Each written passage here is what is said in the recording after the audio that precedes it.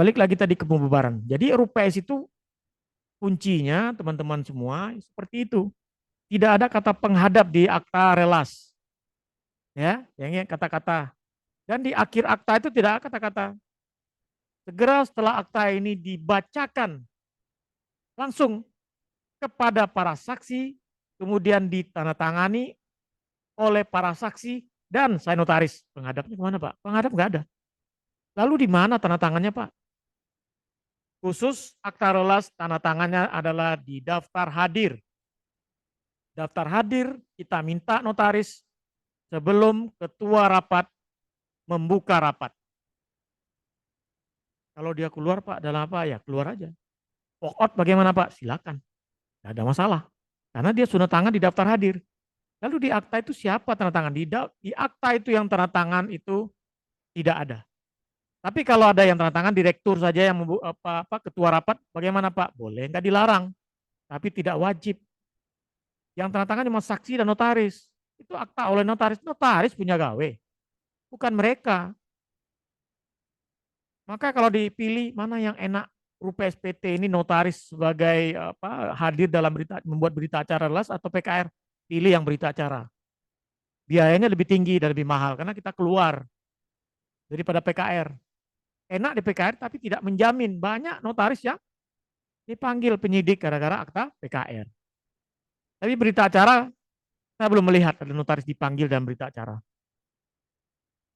Ya, kasus-kasus PT notaris dipanggil itu di akta rata-rata di akta sebagian besar 99% adalah di akta PKR. Kalaupun dipanggil karena memang misalnya ada salah satu klausul yang membahayakan yaitu pemberhentian dengan tidak hormat. Hati-hati.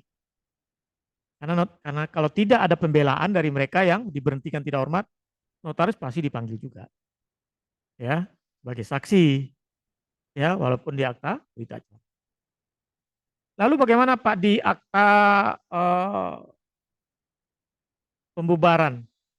Pembubaran ini sebenarnya masuk ke perubahan data, ya, bukan perubahan anggaran dasar. Kan dua, perubahan anggaran dasar, perubahan data. Perubahan anggaran dasar itu perubahan nama tempat kedudukan, maksud tujuan, ya, KBLI 2020, ya, jangka waktu dulu ya, jangka waktu. Kedua, ketiga adalah maksud tujuan KBLI 2020. Keempat, peningkatan modal. Nah, satu lagi adalah perubahan PT Persekutuan Modal. Ya, kalau dulu namanya saya terbiasa PT Jasa dan Tertutup. Nah, sekarang harus sebutkan PT Persekutuan Modal. Gara-garanya ya Undang-Undang Cipta Kerja adanya PT Perseroan Perorangan itu. Sehingga harus membiasakan mengucapkan PT Persekutuan Modal. Kita terbiasa PT biasa, PT tertutup. Nah, sekarang harus membiasakan PT Persekutuan Modal. Padahal sama pengertiannya. Jadi ketika mengubah mereka bermaksud untuk membubarkan, maka kita harus pikiran kita bahwa ingatkan mereka ini sudah dipikir belum, karena nanti kalau sudah bubar nggak boleh kembali, ya, tidak boleh kembali ke mantan, istilahnya begitu ya, mantan PT, ya nggak bisa lagi, sudah posisinya sudah dalam likuidasi. Sejak akta itu sudah dia likuidasi, bukan ketika dia mau mengajukan proses pertama kali mengajukan meminta surat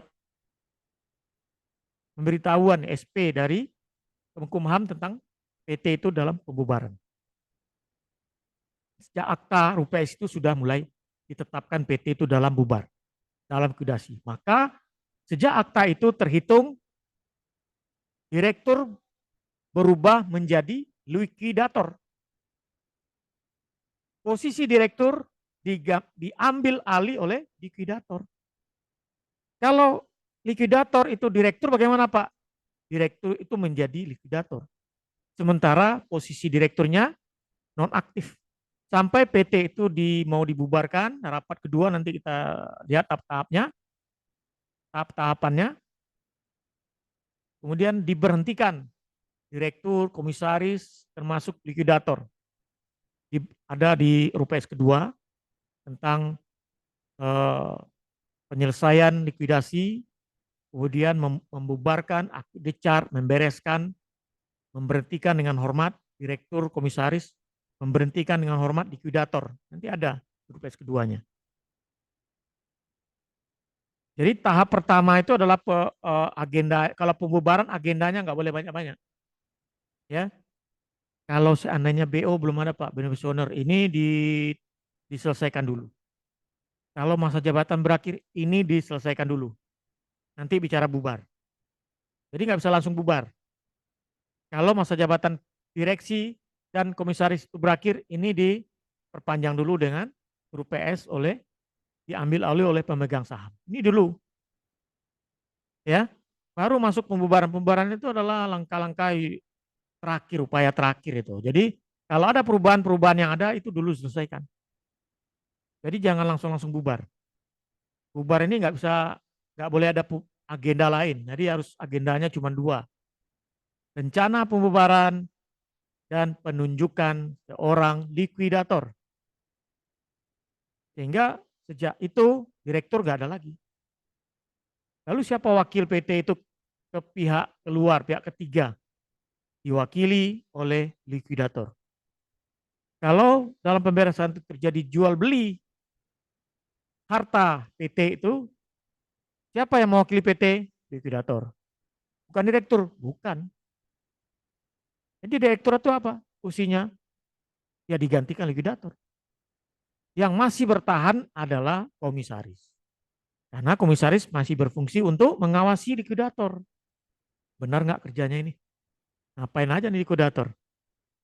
Sejak akta pembubaran itu, rupiah pembubaran itu, likuidator ditunjuk itu langsung bekerja dan mengumumkan paling lambat 30 hari di media massa menginformasikan PT ini mau membubarkan diri. Maka sejak itu namanya menjadi PT dalam likuidasi. Gak boleh dia membuat tender, nggak bisa. Ya, jadi ini yang perlu kita pahami ya, teman-teman semua. Ini yang penting.